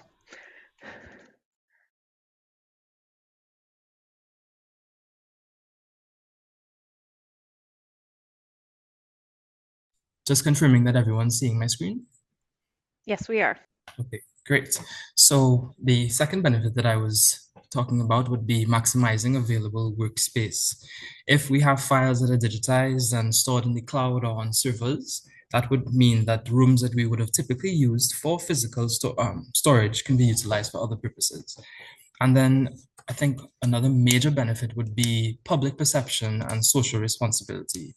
So especially for parliaments, as we would often stylize ourselves as the seats of democracy, if we champion efforts in waste reduction, we can demonstrate our environmental awareness, ethical responsibility to our citizenry, and also serve as a model to be adopted by other bodies. So in the Office of the Parliament of Trinidad and Tobago, we had initially expanded our waste reduction efforts in the strategic plan. So each department, given its deliverables and its areas of service, would center waste reduction through environmental concern as part of its daily functions. The most recent assessment of our adherence to this tenet of the strategic plan has at around 65% completed. And I'm willing to share a few examples of how we would have achieved waste reduction efforts in comparison to the past. So previously, documents such as order papers were usually hand-delivered by a courier through a driver to each member of parliament. In an effort to conserve paper, energy, of course, time and effort, these types of documents are now disseminated via email to all members and uploaded to the parliament's website. Also in the past, ministerial responses to committee reports were often printed and shared with the members of the committees, which could range between 8 and 10. It was also shared with the secretariat and the library. So these physical copies would of course take up space and also contribute to needless printing. Now, once the response is laid in Parliament, we have a soft copy that is uploaded to the Parliament's website for the public, and the response is also shared electronically to the members of the respective committee via email. So here are just a few examples of waste reduction efforts in practice. We have my setup with my laptop and my monitor. We have an iCare bin, which is for recyclables, sorry. We have a shredder, of course. This cooler here, this water cooler, is placed strategically throughout the organization. It's also placed in the chambers so that members who have reusable water bottles can fill them. And this is just one example of our biodegradable containers that we use for members. So all of our items that we use, utensils, containers, single use, well, not even single use, but rather compostable or biodegradable materials are used in our food and beverages section so that we can adhere to procurement regulations for sustainable practices. So with these few words, that concludes my presentation. So thank you, muchas gracias, merci beaucoup, and muito obrigado. Muchísimas gracias, Chad. Gracias por todas sus aportaciones. En verdad que han sido enriquecedoras. Abrimos el espacio para preguntas y respuestas de nuestros invitadas y nuestros invitados. Por parte de, aquí veo una pregunta por parte de Jimena Sánchez. No sé si desean hacer la pregunta específica no está dirigida a alguno de nuestros panelistas en concreto, pero si alguien gusta contestarla, adelante, se las voy a leer a continuación. What best practices from other parliaments or governmental bodies could be adopted to enhance sustainable procurement? No sé si alguien de nuestros panelistas desea contestarlo. ¿Cuáles prácticas adicionales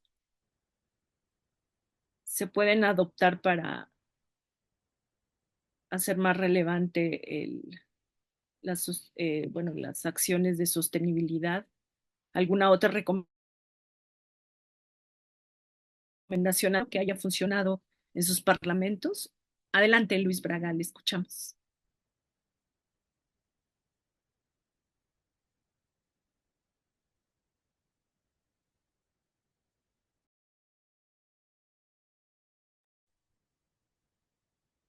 Le escuchamos, Luis. No. Okay, thank you. Well, I believe, as I said in my presentation, having the sustainable logistics plan gives an opportunity to be effective, especially in procurement.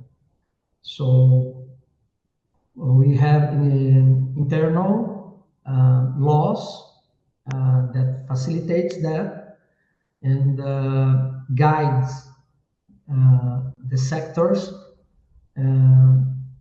towards a sustainable procurement.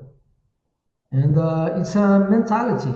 It's not easy. It's as Tim brought in his presentation. It's not that easy, but it's necessary. And if you build a plan, an action plan, that's not complex, you can do it in a very effective way. If you don't do that, you're gonna be dreaming and going to a meeting here, a meeting there, and everybody has an opinion, everybody has another project. Oh, this project is great. As an example, for example, in 2018, when we start building our first project, sustainable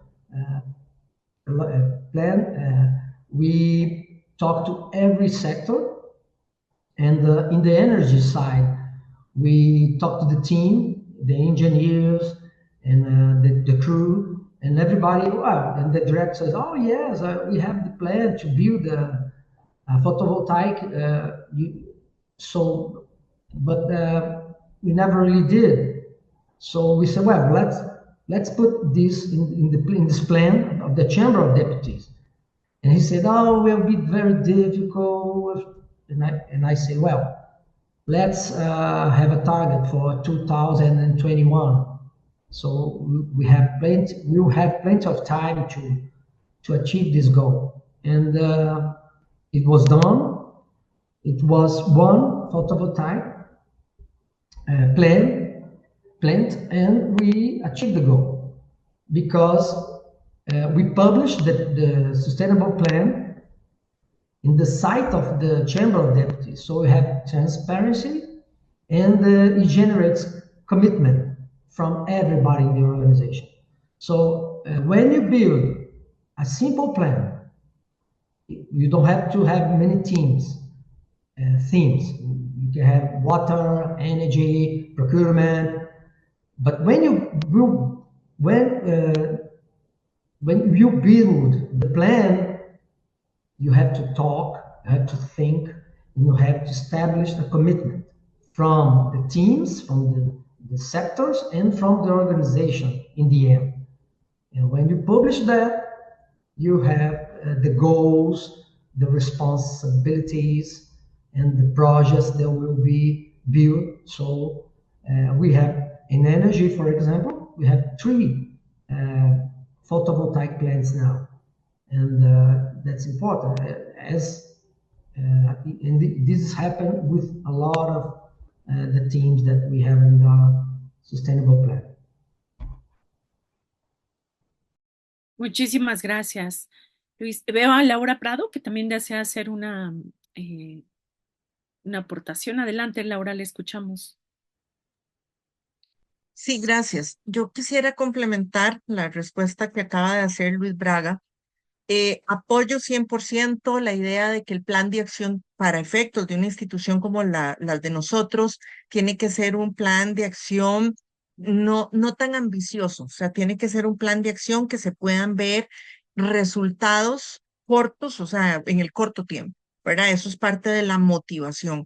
Pero yo sí lo que quisiera agregar es que en una instancia política como son los parlamentos, lo más importante es el compromiso de la alta gerencia. O sea, si la alta gerencia no se la cree, no se apropia del tema y no lo entiende, o sea, si no lo hace suyo, más bien, y comprende que el tema de la sostenibilidad tiene que estar transversalizado en el accionar de toda la institución, si eso ellos no se la creen, si no tienen el compromiso y no se toman las decisiones desde las instancias que requerimos quienes trabajamos en los parlamentos, yo creo que el engranaje no se da. Por más intentos que se den, yo creo que aquí lo más importante que puedo agregar a esta pregunta es precisamente que haya compromiso, que se apropien del tema y que haya una toma de decisiones a favor de fortalecer la sostenibilidad en cada uno de nuestros parlamentos. Hasta aquí mi participación. Muchas gracias, Laura. Tengo una pregunta también para Mike Cameron. Si podemos preguntarle, Mike, si durante la construcción que se realizó también se tomaron consideraciones para mejorar la accesibilidad del Parlamento y si se obtuvieron algunos otros cobeneficios. Si desea contestar, Mike, por favor, muchas gracias. Thank you for the question. Accessibility actually is one of the most important things being considered in the renovation of the building. Making sure that the building in state is accessible to all people. Some of the procurement or some of the green some of the sustainable measures that we're looking at are some of the materials used in the landscaping, for example, which will promote accessibility and come with a reduced greenhouse emission footprint. Some of the other things that they're looking at are other flooring materials within the building, again, which will improve accessibility and come with a reduced greenhouse footprint. I hope that answers your question. Sí, muchas gracias, Mike. A continuación tenemos otra pregunta, tenemos aquí ya varias en el chat, entonces si pueden irlas escribiendo ahí y a continuación se las haremos a nuestros amables panelistas. Esta pregunta es para Chad y se la voy a leer, Chad. Do you track cost savings associated with new practices and how successfully have they been shared in ministries? Yes, so Michelle Beckles, thank you for the question. And the answer is yes, we do track cost savings associated with new practices. And we oftentimes use our parliamentary committee system to encourage ministries to adopt the cost savings policies and plans that we ourselves would have implemented, in addition to sharing our successes with these ministries. I hope that answers your question. Thank you. Thank you, Chad. Una siguiente pregunta para Tim Reeve. ¿Cuáles son las acciones medioambientales que se están realizando para la gestión de servicios de flota, tanto terrestre y aéreo? Gracias, Tim. Yes, thanks for the question. So, we're seeing more organizations interested in converting their fleet to obviously low emission vehicles. Those could be electric vehicles or hybrid electric vehicles or low sulfur emissions, etc. And so in order to justify these kinds of changes in fleet composition, we're promoting a total cost of ownership model that's looking at the purchase price of the vehicles, the fuel costs or avoided fuel costs, enhanced maintenance and operation of the vehicles. That's one component. The other component, the second component would be for any of the existing fleet vehicles, encouraging drivers to adopt what we would call smart driving techniques to reduce the emissions associated with their travel, being more thoughtful at driving at a consistent speed, avoiding idling at stops. So there's two components, both the nature of the vehicles that are being purchased and brought into the fleet, and then the operation of any of the vehicles existing or new that might be added to the fleet. And more, we're also seeing for those clients that are interested in electric vehicles to be considering the charging infrastructure that's necessary to support that kind of transition. And often the charging infrastructure needs to be put in place first, and then the electric vehicles are brought in and serviced accordingly. Hopefully that answers the question. Perfecto, muchas gracias, Tim. Tengo una pregunta por parte de la senadora Isabel Bennett Moody. Y esta es, what research studies exist that can be done with modification for parliaments to implement sustainable practices? If any one of our panelists wants to answer this question, please. Thank you.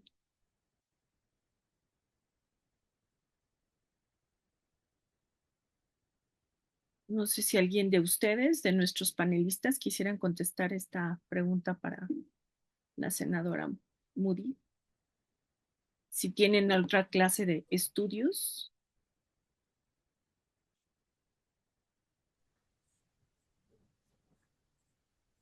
Sorry, just if I may, Yes.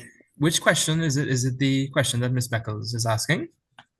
What research studies exist that can be done with modification for parliaments to implement sustainable practices?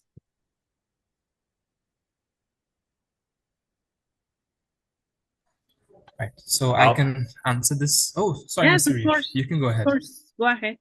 Oh, very quickly, I'll just ask if my colleague Jimena might put into the chat a link to a annual report that we produce on Canadian institutions that are adopting sustainable procurement practices. It gives research finding on current trends in sustainable procurement to advance sustainability, success stories from Canadian cities, government agencies that might be of interest to some of the participants here today. We'll put the link to that resource in the chat in a moment. Adelante, Chad, por favor. Yes. Sorry. Adelante, Chad, gracias. Y después pasamos con Luis Bragra, gracias. Right. Okay, thank you. So I know that Parliamentarians themselves, I have a link here, actually did a document on Parliament's role in implementing the Sustainable Development Goals, of which, for example, the presentation I made on waste reduction efforts would fall under two of them. So I'm sure that that can be used to at least begin the process of figuring out how can parliaments go about implementing sustainable practices. So I have it here if I'm allowed to share it in the chat. Yes, please share it. Thank you.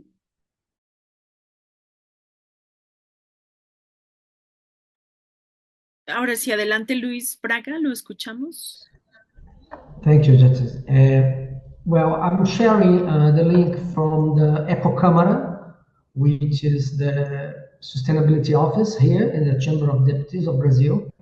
And there you can find the reports from the sustainable plan, logistic plan. So it will help you to understand a little bit of the method, but you can go to the website and try to do the online course.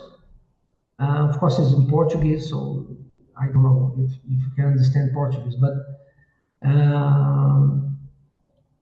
there are studies, but normally it's very academic, and not very practical. So when I'm sharing the reports and the logistic plan, sustainable logistic plan, it's very practical. So you learn how to achieve results in an effective way, not only theories and the academia.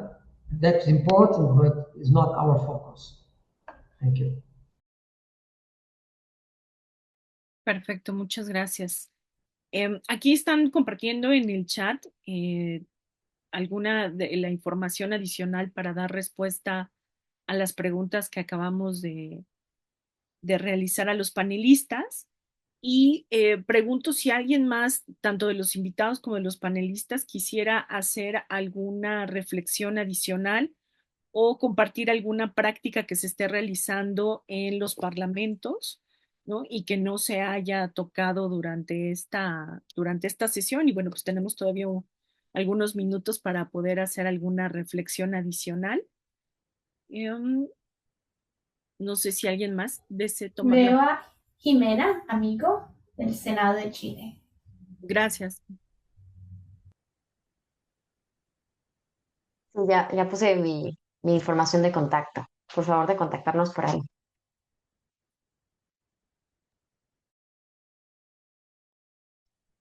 No le escuchamos, Sí, Jimena. perdón, sí, muchas gracias. Ya vi en el chat que me dieron el nombre del contacto que queríamos compartir la experiencia de la ISO 14001 que nosotros estamos recién iniciando en el Senado de Chile y queremos contactar con la Cámara de Diputados de México. Así que todo bien, muchas gracias. Muy interesante el seminario. Perfecto, gracias. Al contrario a ustedes por la atención y por acompañarnos. También les recuerdo que aquí en el chat nos hicieron favor de compartirnos la guía sobre parlamentos verdes, todas las acciones para promover prácticas sostenibles en los parlamentos que realizó el equipo de Parlaméricas y que creo que es indispensable para que los parlamentos puedan irse pues haciendo mayor análisis y sobre todo pues poniendo en práctica, ¿no?, estas recomendaciones. Tenemos, me parece que otra pregunta la realizamos para los panelistas en general, por si alguno de ellos no está dirigido a alguien en especial, pero si alguno de ustedes desea contestarlo. What is one method to get and sustain majority commitment to a program? Si alguien desea dar respuesta a esta pregunta. What is one method to get a sustained majority commitment to a program? Yes, I can attempt to answer. Adelante, Chad, gracias. Yes, so at least in Trinidad and Tobago's parliament, for government programs in particular, we have what we call joint select committees, and these span various areas of focus. So we may have one on energy, one on foreign affairs, one on national security, and we can bring in relevant agencies, ministries, or any other entity before the committee to find out progress on particular programs. And in this way, it provides like a check and balance for these entities. We can bring them in 1 year to find out, okay, how far have they gotten or how far have they progressed with this particular program? And then let them know that we will be bringing them back in 6 months or a year later to see if the program has been completed. So that's just one way that, at least from a parliamentary level, that we are able to ensure that at least government agencies can commit to certain sustainable programs. Muchísimas gracias, Chad. No veo preguntas adicionales. No, me parece que no tenemos preguntas adicionales o que alguien más quisiera compartir.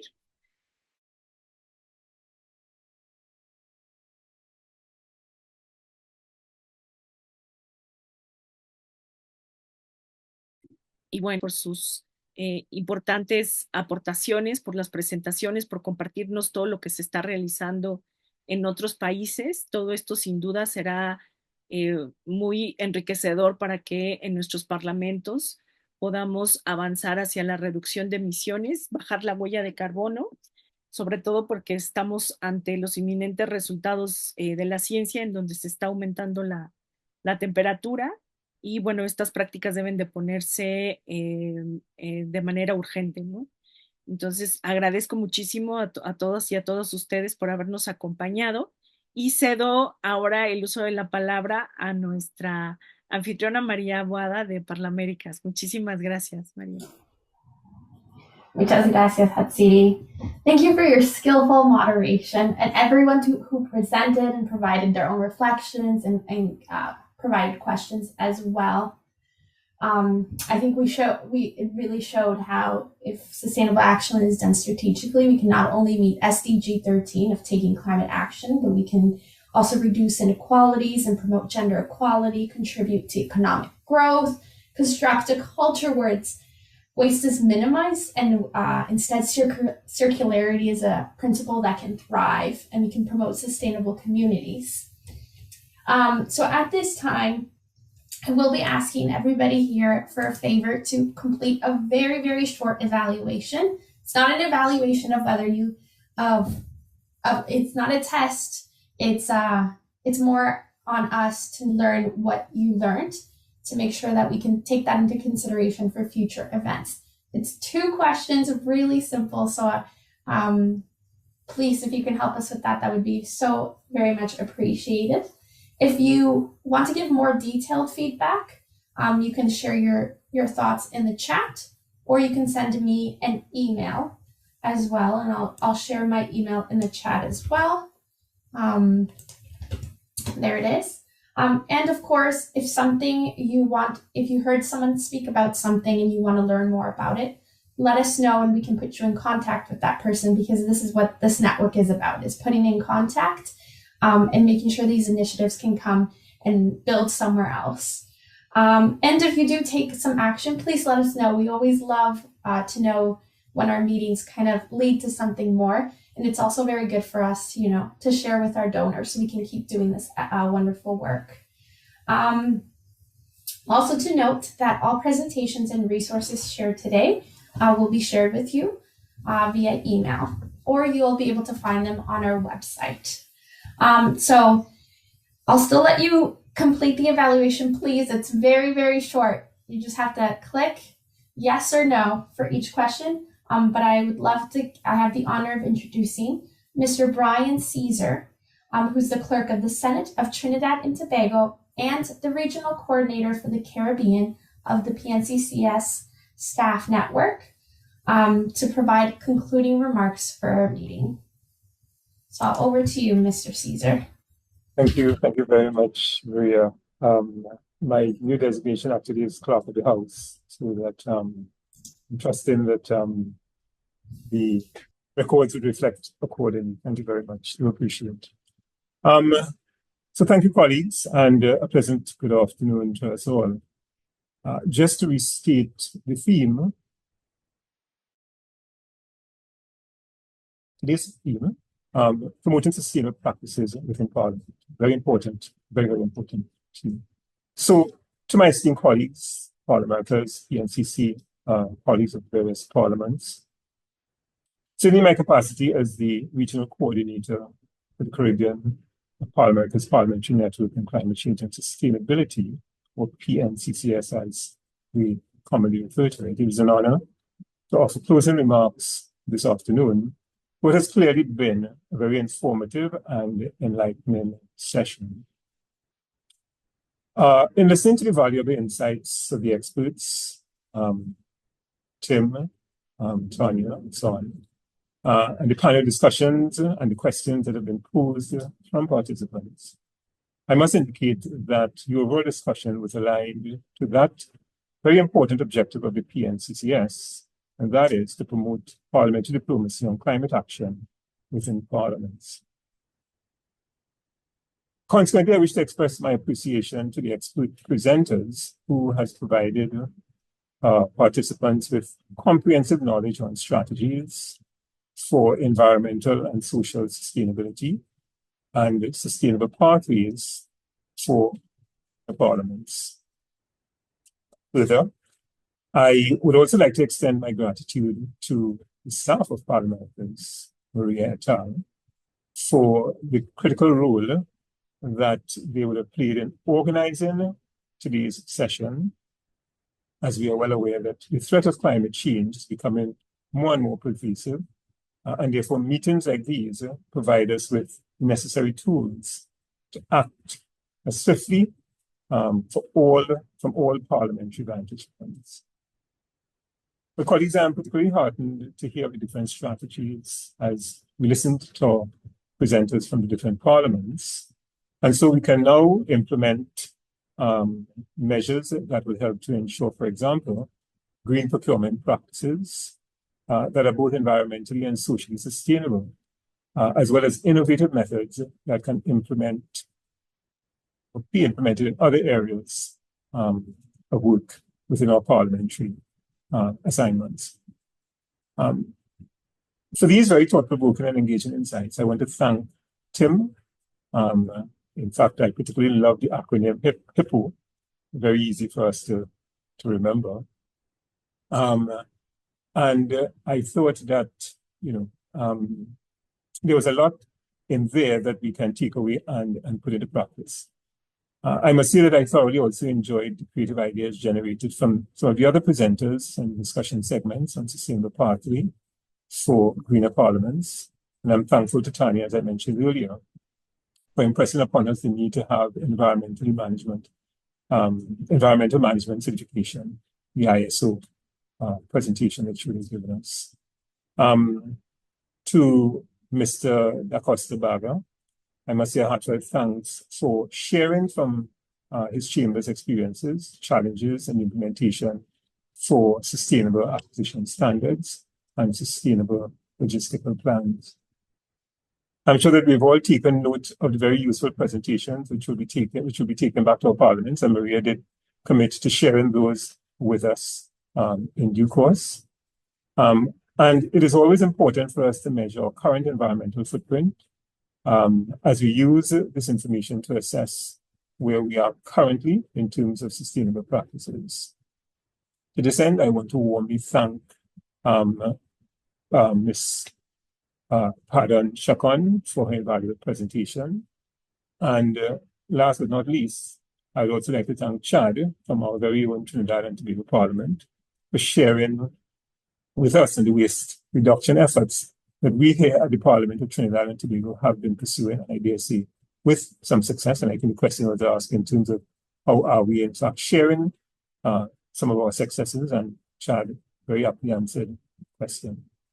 So I trust that each participant has learned something new, and that we'll take these new ideas or practices back to our respective parliaments and put them into practice in our day-to-day operations. Colleagues, I wish to extend my gratitude to all of us for contributing to this meeting and for participating in the way that we have so as to ensure meaningful and fruitful discussions. So I thank you. Thank you very much, Maria. Thank you very much, Mr. Caesar. And with that, we conclude our meeting. And so thank you very much. Again, my email is there if anyone needs anything or would like to connect with anybody or have more information on something. Thank you once again to our panelists, attendees, and moderator.